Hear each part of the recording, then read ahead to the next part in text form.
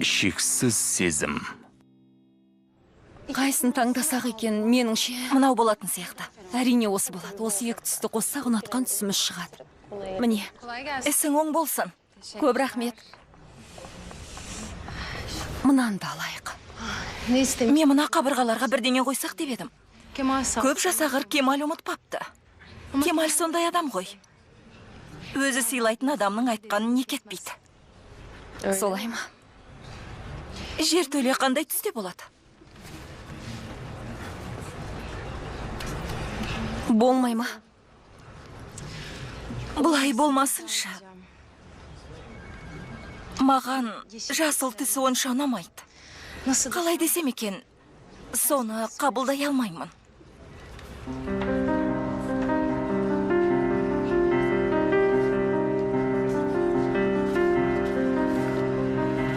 Бұны қызылға бояйық. Қызыл?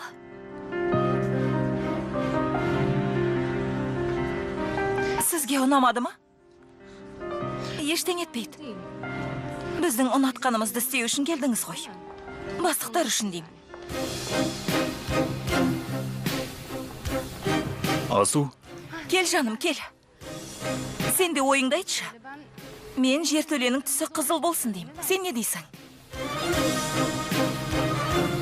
Қызыл түс мына жерді ашпайды. Керсінше, жүйкеңді шаршататын түс. Әрине бастықтарға ұнауын басты назарда ұстаймыз. Алайда меніңше жасыл түс дұрыс болады. Бір жағынан халықпен қатынас саясатына да жақсы.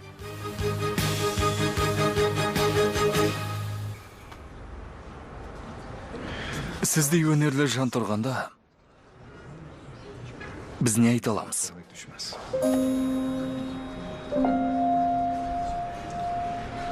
Дегенмен, Асу ханым күн сайын осы қабырғаларға қарайтын болғандықтан, оған ұнайтындай бір түс болса қарсы болмас едім. Көп рахмет жаным.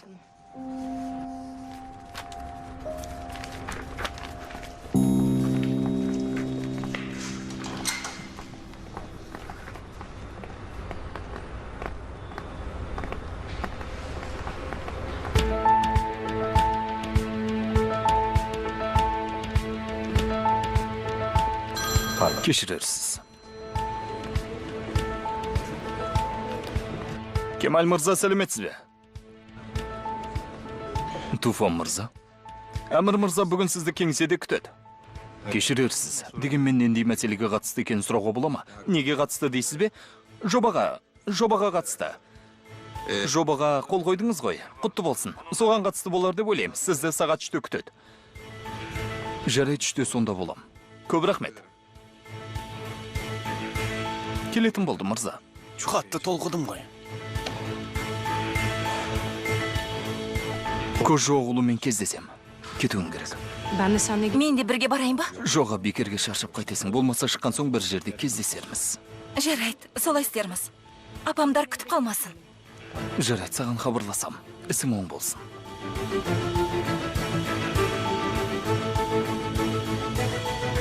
Сәттілік тілеймін.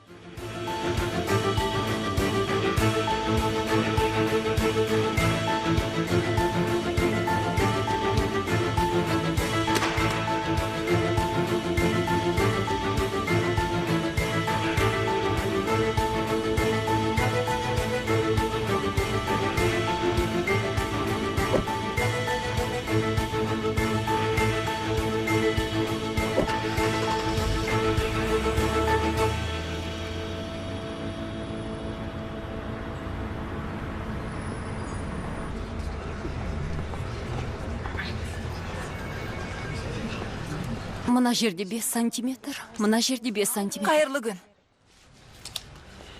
Қайырлы күн. Қызыл. Мынау не деп тұр? Не деуші еді? Келге аузыма бірді қой деп тұр.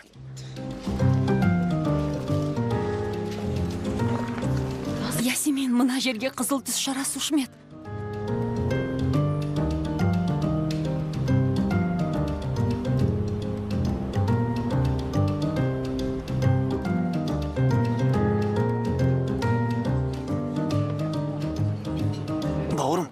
Мынау қандай әдем еді?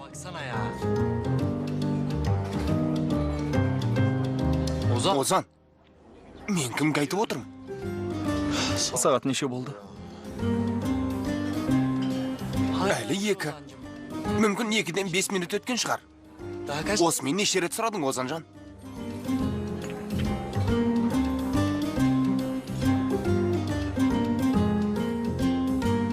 Меніңше жетер, Зейнеп.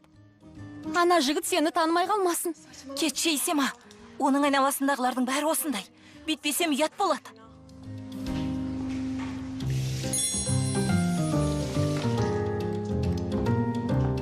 Кешікпейсің ғой, тағатсыздана күтіп отырмын. Ант етейін жаным, бағым жанды. Әрі жұмыс, әрі махаббат. Зейнеп, Құдай үшін абайлашы. Ол жігітті әлі жақсы білмейсің. Білем Сема, Озан сезен ғой. Алаңдама, 3:30-да сонда болам. Жақындағанда хабар берем. Апаңдарға да Семаны сылтау ете бересің, оларға қарайтын бетім қалмады. Осы былықтарың түбінде ашылады ғой. Қашан айттың деп жүрме маған. Түсіндің бе? Қызғанып кеттің бе? Қызғанба. Саған да Озанның достарынан біреуін тауып береміз. Құрысын, керек жоқ. Мен сені уайымдап отырмын, ақымақ. Ай, айналып кетейін кішкентай Фехиме. Мені онсыз да көп бөгедің. 3 бірдей автобус ауыстыруым керек. Бұйырса 1 жылда Порше мініп алатын шығармын. Жарайды, саған өзім хабарласам. Сосын сөйлесеміз. Сау бол.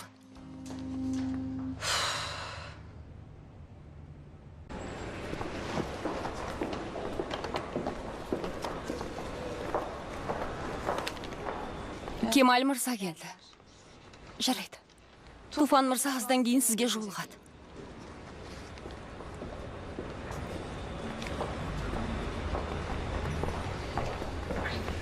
Кемал мырза? Өндер мырза. Қалайсыз? Сіздің кесіріңізден жақсы болмай тұр, Кемал мырза. Сіздің не ойлағаныңыз барын білмеймін.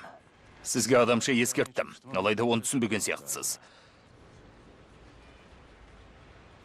Өткен өмірімізді қазбаламаңыз.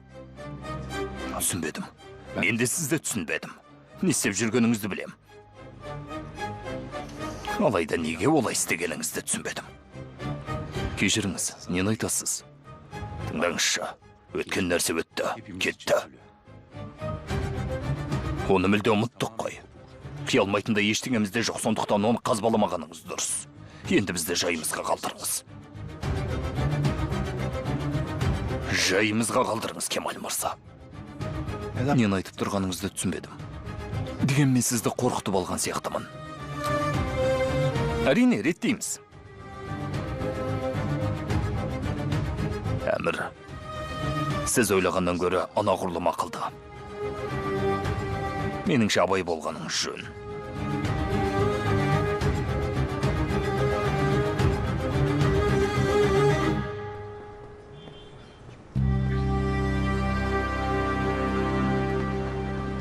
Кемал мырза, қош келдіңіз.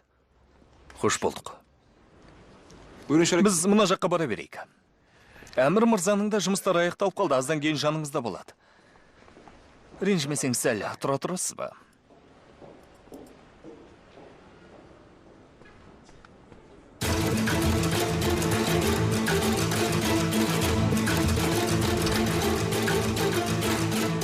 Шығар кезді ашып кетіппін. Біз жалғастыра берейік.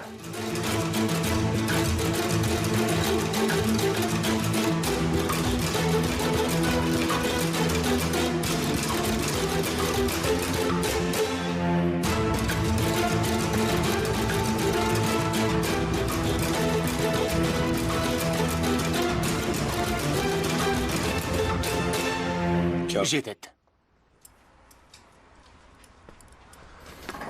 Қалай? Ұнады ма? Ұнады. Қолыңның өнері бар екен. Сендей шаштар аз кездеседі. Талайды көрдің ғой. Солай ма? Ықыласыңызға көп рахмет. Сонша да бір айтатын ештеңе жоқ. Сақал мен шаш қой. Дегенмен шеберсің. Туфан шақырғанда келіп тұр. Жарайды.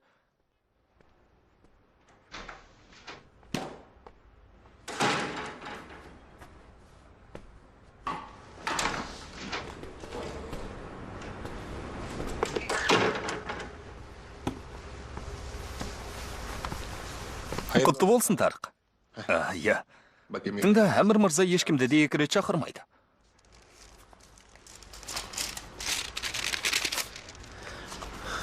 Жақсы. Рахмет, бауырым. Саған да рахмет.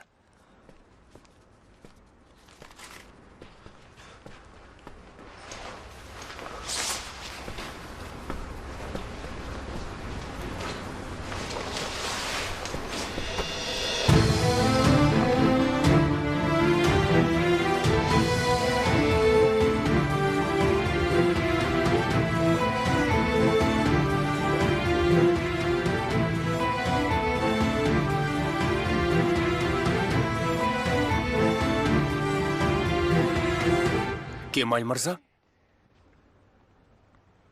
сізге бір тосын сыйым бар. Көрдім. Оны айтып тұрған жоқпын. Тарықтыққа жай жұмыс қой. Ол ағаңыз емес пе еді? Отбасымен жұмыс істегенді жақсы көреміз. Бізде отбасылық фирмамыз ғой. Біз өзіміз жұмыс істейтін адамдармен жақын араласуды ұнатамыз. Яғни ол жағынан ұқсаспыз. Сіз менің отбасыммен, мен сіздің отбасыңызбен байланыс құрып бірге істеймін. Сонша шаштар аз тұрғанда неге ағама шашыңызды алдырғаныңызды білгім кеп тұр. Кездесіп қалдық. Енекөй шағын аудан ғой. Ағаңыз екенін артынан білдім. Сосын бас тарта алмадым. Басқасын іздеп әуре болмайын. Кемаль мырзаның туыстарына өзімді алаңсыз аманаттай берсем болады ғой дедім. Алайда сіздің мазаңыз қашып тұрған сияқты. Неге? Мен жұбайымның сізбен бірге жұмыс істеуіне осыншама мазасызданған жоқпын ғой. Әлде сөйтуім керек пе еді? Қажеті жоқ. Тосын сыйымды сұрамадыңыз. Мүлде білгіңіз келмей ме? Соншалық ынтығып тұрмын дей алмаспын. Дегенмен айтам десеңіз, сізді тыңдауға әзірмін. Кетуім керек еді. Көп бөгел алмайым. Сізді тосын сыйға қарық қылам. Мен мына кеңсені сізге тарту етем, Кемаль мырза. Бұдан бұлай қалаған кезіңізде осы жерде отырып жобаңызды жүргізе бересіз. Әрине, Асу ханым екеуіңіз. Демек, көз алдыңызда болғанымызды қалайсыз ғой? О не дегеніңіз? Бір-бірімізді сағынып қалмайық деймін.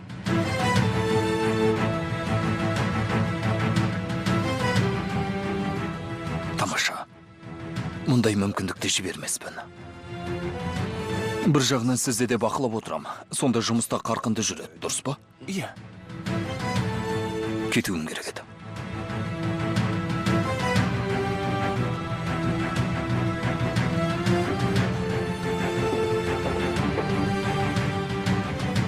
Ағаңызды іздедіңіз бе? Нанына ақша тапты да кетті. Енді үйлеріңізде кездесерсіз. Бірақ келеді. Тағы да келеді.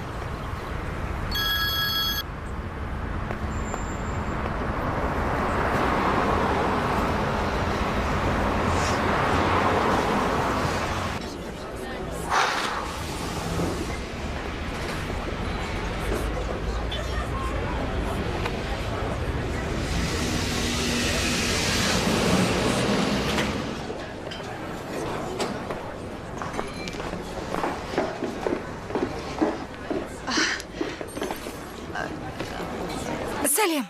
Сәлем, қош келдің. Аздап кешігіп қалдым. Көп күтіп қалмадың ба? Жоқ, көп күткен жоқпын. Сәл ғана. Кел, отыр. Отырсаңшы.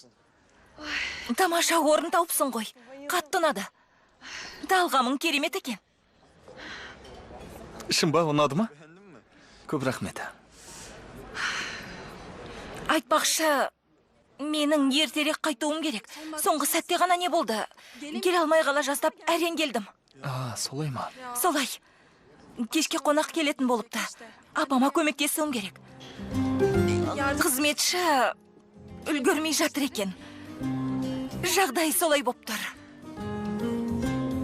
Сонда қанша уақытың бар? Аса көп емес. Бірдеңе шетін ғана уақытым бар. Тезірек дайын болатын болса... Не ішесің? Маған да өзің таңдашы. Бергелесіз бе? Екі латте бере аласыз ба?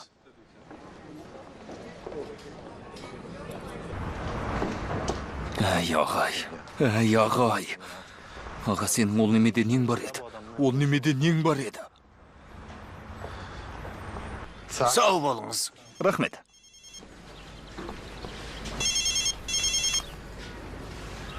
Кемал, Әке, ағам қашан келетін еді? келмейтін шығар. Үйге бара бер дегем. Тыныштық па не болды? Жарай, телефон өшіп тұрған соң сұрағаным ғой. Өзінің тұтынушылар шақырды. Асу қызым екеуіңде кешкі асқа кешікпеңдер. Апаң таң атқалы бері күйбеңде бас үйде жүр. Оны күттірмеңдер, жарай ма? Жарайды, әке, жарайды, алаң болма. Ойымдама.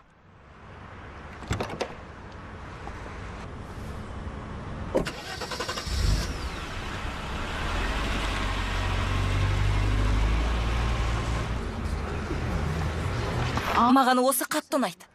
Мұны басқа еш жерде пайдаланбадың ба? Болмай ма?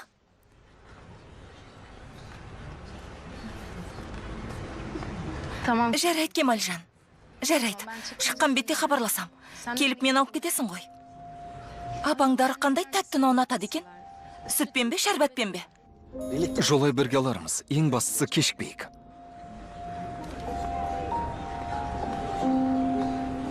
Ісің оң болсын. Осы жолы ештеңе айтпады. Мен куәмін. Tamam öyle yaparız. Жарайды, солай істейміз. Хабарласам. О не дегенің, жаным? Апаңның қолына не болса да жейм ғой, оны білесің. Тағы қандай керемет дастархан жайды екен? Ай, жаным ау. Мен де ол кісіні қатты сағындым. Бұған да куәсің ба? Ай, сен де бір.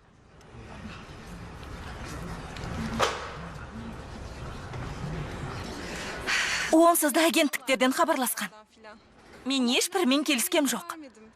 Біраз таңдау жасадым. Меніңше, Фатих Кочакгил бұл салада ең мықтысы болар. Сосын бірінші жұмысыңды алдың ба? Қорқып тұрсың ба? Жоқ. Қорқып тұрған жоқпын. Меніңше, өзіне сенбеген адам ғана қорқады. Мен мүлде қорқып тұрған жоқпын.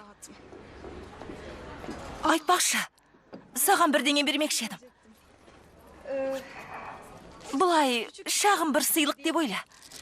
Керемет үлкен нәрсе емес. Танысқанымыздың естелігі болсын. Несіне өре болдың?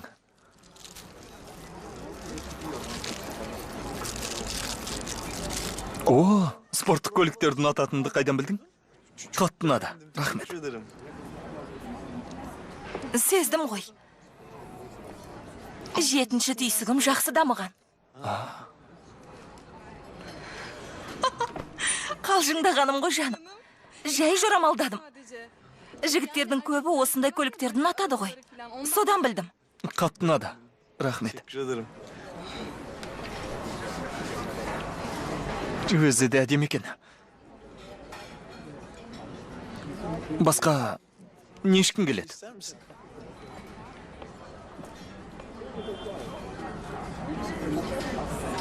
Жоқ, мен ақырындап жылжайын.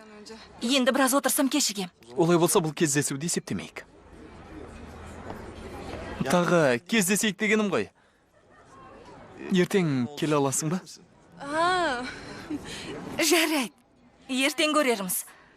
Соңғы кездері жұмысқа байланысты қолым тимей жүргенін білесің ғой. Сенің көлігің жоқ беді? Мені келіп алып кетсеңші. Қай жерде болатынымды өзім хабарлап айтам. Біраз қыдырып серуендейік. Бір жағынан уақытта ұтамыз дегендей. Солай емес пе? Қалай қарайсың? Жарайды, көлігім бар ғой. Бірдеңеде ойластырармыз. Баратын жерімді өзің айтарсың. Олай болса тамаша. Шынымен тамаша. Ертең кездескенше. Кездескенше. Ал, сау бол. Сау бол.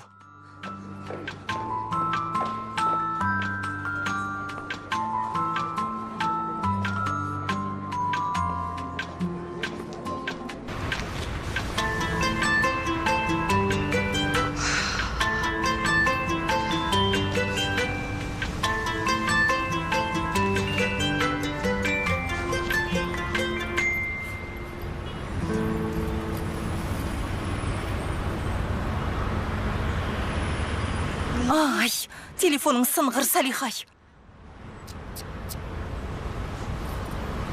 О, құдая тоба. Бүгін кешкісін Люяға барсақ қайтеді. Көптен бері қыдырмадық. Отырып тамақ ішіп қайтармыз. Тек екеуміз ғана. Тілшілерді шақырдың ба? Сен бекерге ұсыныс жасамайсың. Ешқандай да тілшілер келмейді. Өзім үшін шақырып отырмын. Байқайсың ба, соңғы кезде сен маған жоламайтын болдың.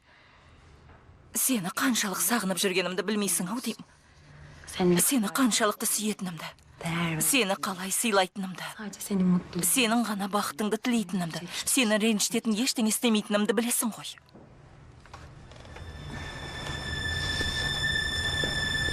Олай істей алмайсың. Егер олай істейтін болсаң, мұндай сұлулыққа обал болады. Әмір.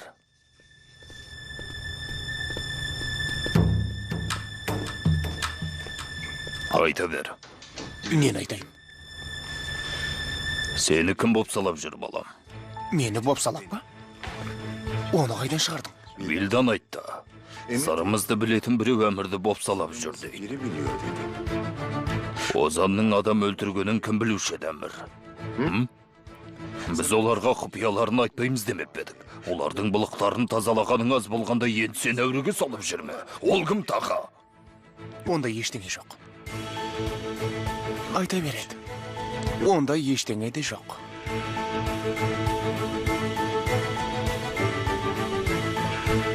Вилда мен өндерді қорқытып қою үшін солай дегем.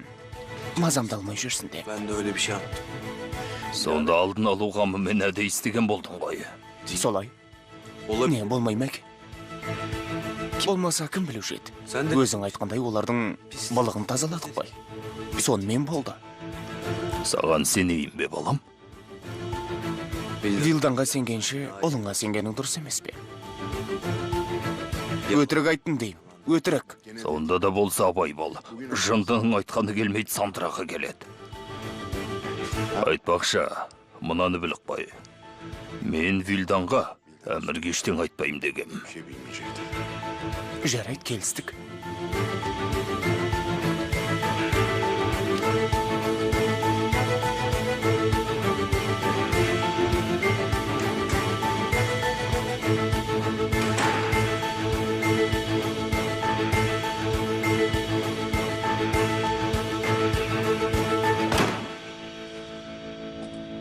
Сізге обал болды, Уәлида бегім. Обал болды.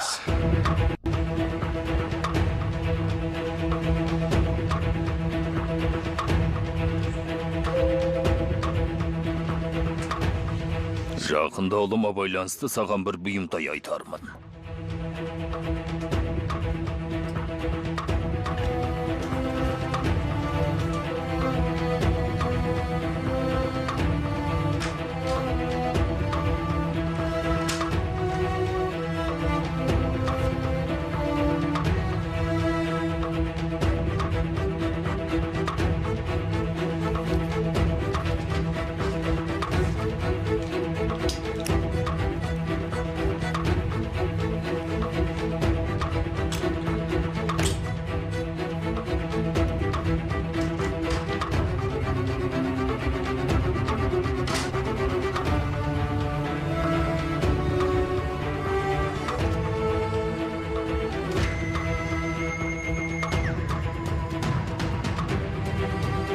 Басеке, өзіңнен еш сыбыс болмаған соң бір қимылдап көрейін деген. Аманатым барды ма? Мырза! Мырза! Мынау сізге келіпті. Ертең есіп шотыңа түседі.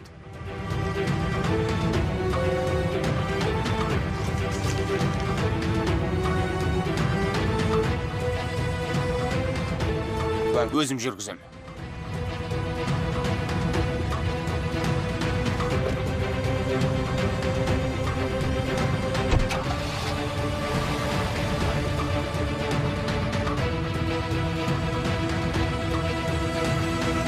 Келінің келеді деп есің шықты ғой, бәйбіше. Ой, мен оны күтіп жүрмін де, қызымды күтіп жүрмін, қызымды. Сағаттың қанша болғанын қараш, ал ол әлі жоқ, тіпті хабарласпапты. Ана! Ойбай, Құсайын, келді.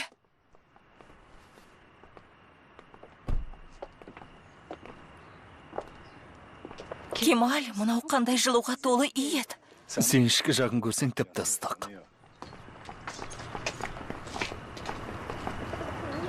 Аға, Зейнеп.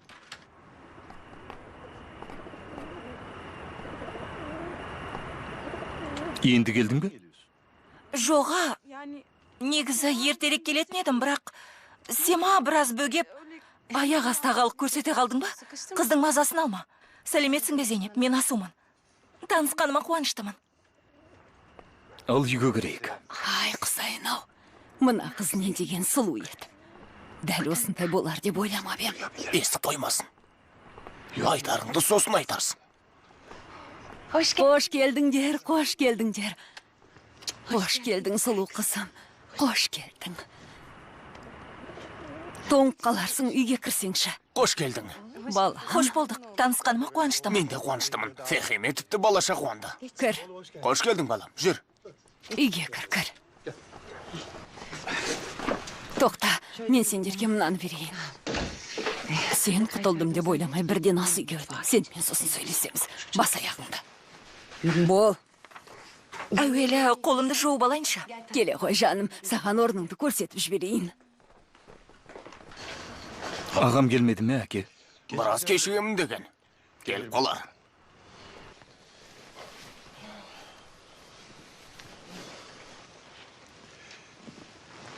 Өзі тәрбиелі қыз сияқты.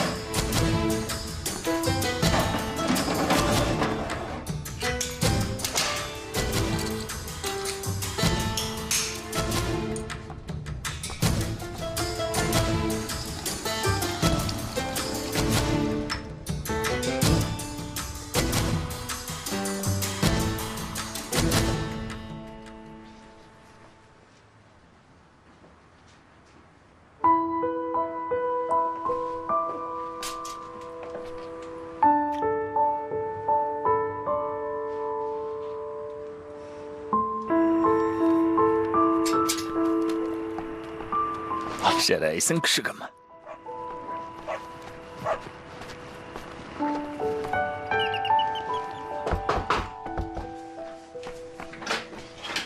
Қош келдің, балам. Апа. Қане, кір. Сайдер әулеті. Танаш, үйде қонақ бар. Ол кім еді? Қош келдіңіз, Асу ханым. Өзіңде қош келдің, Тарық. Кел, қызым, келе ғой. Кел, Кемалдың жанына отыр. Баршаңызға қайырлы кеш. Мыналарың не тағы, балам? Барлығыңа сыйлық алдым. Сыйлық дейсің бе? Сыйлық дегенге құлағың келең етті ме? Олай болса алдын ала рахмет. Асу ханым, сіздің мұнда екеніңізді білгем жоқ. Сондықтан ештеңе алмадым. Ыңғайсыз болатын болды. Дегенмен алынған сыйлықты таратудың әбестігі жоқ шығар. Жоқ, тарата беріңіз. Жарайды. Әке, мынау саған. Әуре болдың ғой, балам. Апа, мынау саған. Несіне әуре болдың, балам ау. Рахмет. Не зәуре, апа? Қане кел. Мынау саған. Ал бауырым. Мынаны саған алдым.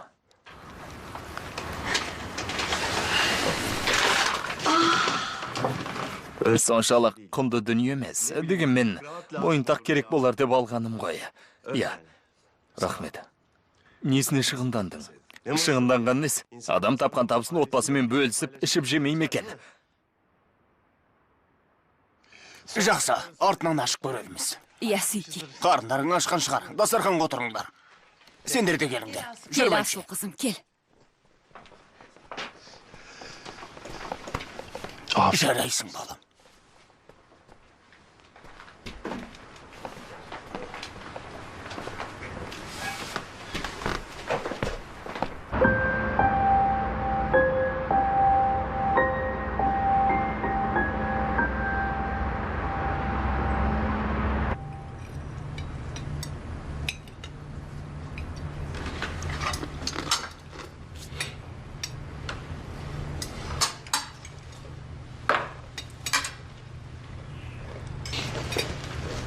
Бүгін Кемал мырза қалай екен? Қалай болуы керек еді. Сен хабарласқан кезде бірге жер төленің түсін талқылап отырғанбыз. Бірақ артынан саған барған болар деп ойлаймын. Әфсана, кофе бересің бе? Әкем екеуміз кофені бақшада ішеміз.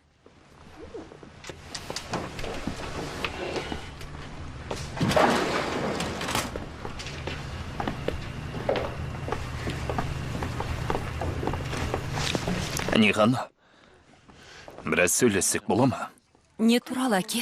Жұмыс туралы. Жұмыс бөлмеме барайық.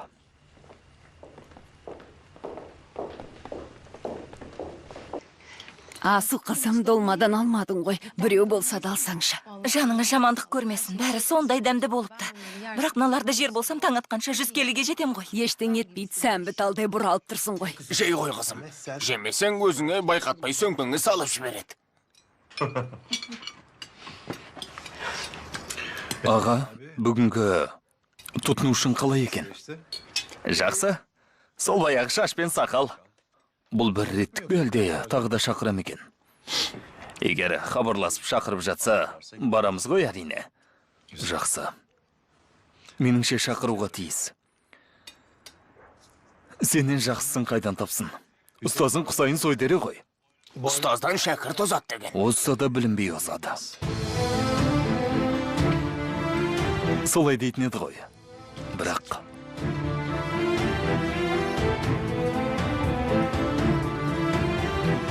Сіз неге Зоңғылдаққа келмей қойдыңыз? Сізбен бұрынырақ танысқым келіп еді. Неге дейсің бе? Фәхиме тәтеңнің қырсықтығы ғой. Алы келмей қойды деп өкпеліп, осында отырдық та көттік. Кемал қалай келеді? Жұмыстан қолы тимеді ғой. Айт, мен соны түсіндіре алмай қойдым. Тіпті жұмысының көбі сондай. Кейде тамақ ішуді ұмытып кететін. Мен есіне салып отыратынмын. Демалмай жұмыс істейтін еді ғой. Сонша жұмыс істейтіндей не көрінді деп ренжитін едім. Өзінен қашқан адам ғана солай жұмыс істейді. Болмаса басқа бірдеңеден.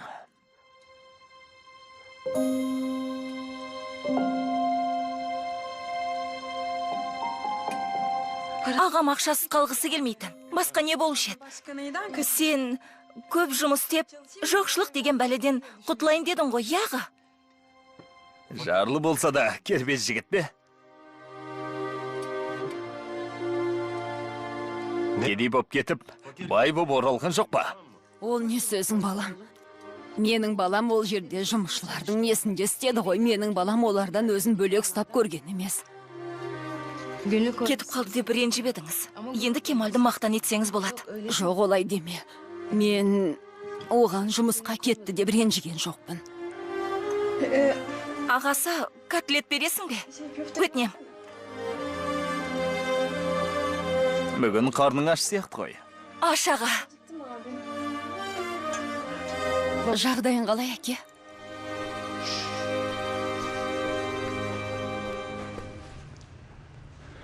Маған не айтайын деп ең? Әке қорқытпашы адамды. Саған телефонмен айтқым келмеп еді. Мынау саған бәрін әпсетте түсіндіреді. Әмір. Мен сіздерді іздеп жүредім. Арттарыңнан жүгіртуді жақсы көресіздер. Ханмен келген мінез. Нихан екеуміз оңаша сөйлесіп отыр едік. Жақсы, мен бүгін ол шаруаны Ниханның қол болмаса істемейтін байттым ғой. Дегенмен осынша асығатын не бар еді? Не қылған қол? Не ғой? Егер оны сонша уайымдасаңдар, керек жоқ. Неге айтпайсың, әке? Сен айтсаң, мен істемеуші ме едім? Қане берші, қол қояйын. Фирманың жұмыс рәсімі осылай. Сенің қолыңсыз болмайды. Сенің қолың болмаса ештеңе де істей алмаймыз. Жақсы, олай болса қойып берейін. Жарайды. Шыға тұрасың ба, жаным? Әкеңмен оңашада сөйлесетін әңгіме бар. Аздан кейін барам, жаным.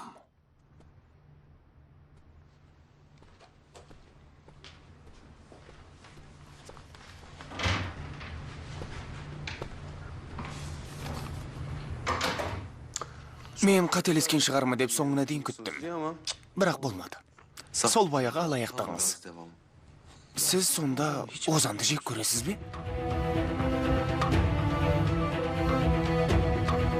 Сізге берілген дәріні ғана емес. Айтылғандарды да басшылық қалыңыз. Дұрыс айтасың.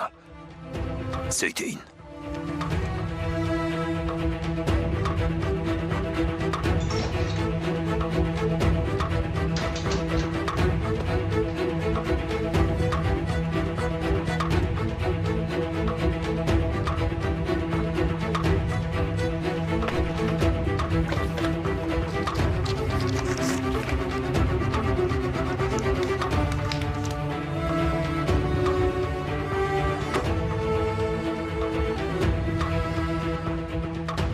Önder.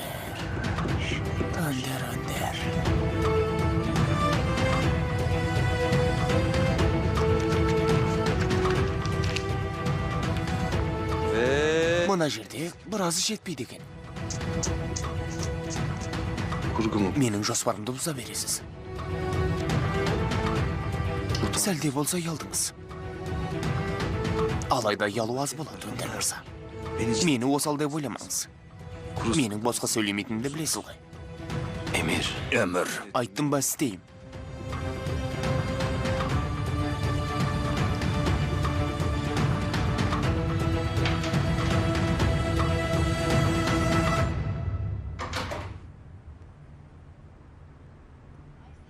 Отыра берсеңші, кофені өзім демдеймін ғой.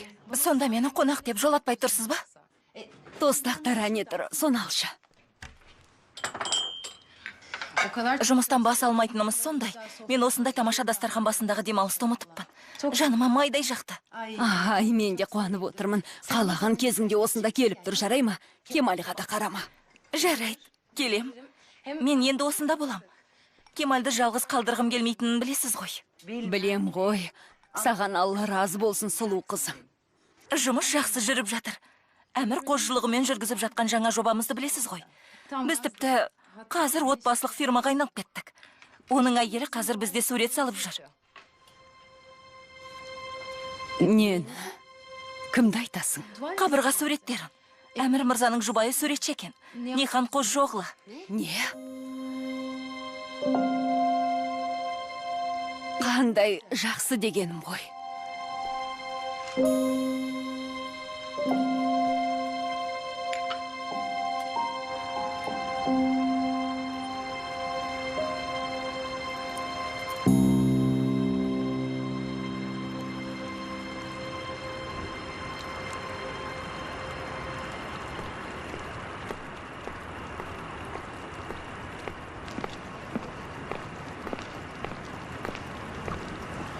Озан жалғыз өзі не істеп отыр?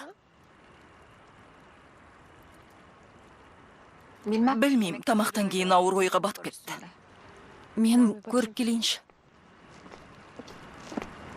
Кофеңді ішсеңші.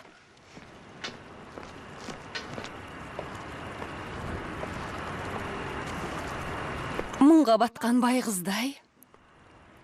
Жалғыз өзің не істеп отырсың? Мына сырқат түбіме жететін болды. Ылғи бөгет болады.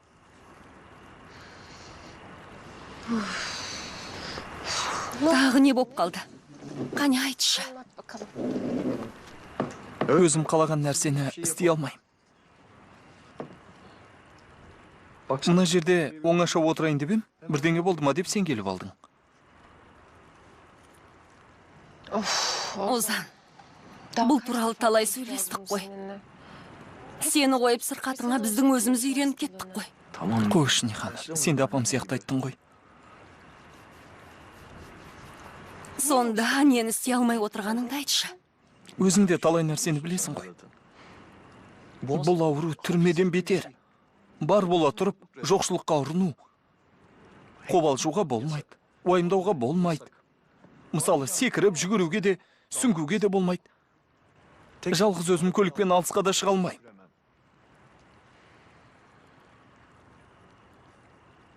Тіпті ғашық болуға да болмайды.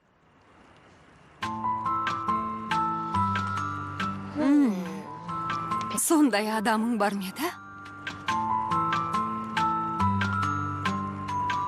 Болғанда қайтер дейсің, Нихан. Терезеден қараған бала сияқты жүрем. Егер менен қыз бірдеңе сұраса, мен жағдайға қарап ойланайын деймін. Әуелі дәрігермен ақылдасуым керек. Қой, Шәрі, о не дегенің? Әбден түңіліп бітіпсі ғой. Шешейік. Мені де араларыңа қосасыңдар ма? Әкеңнен ұят болмасын. Мен солардың жанына барайын.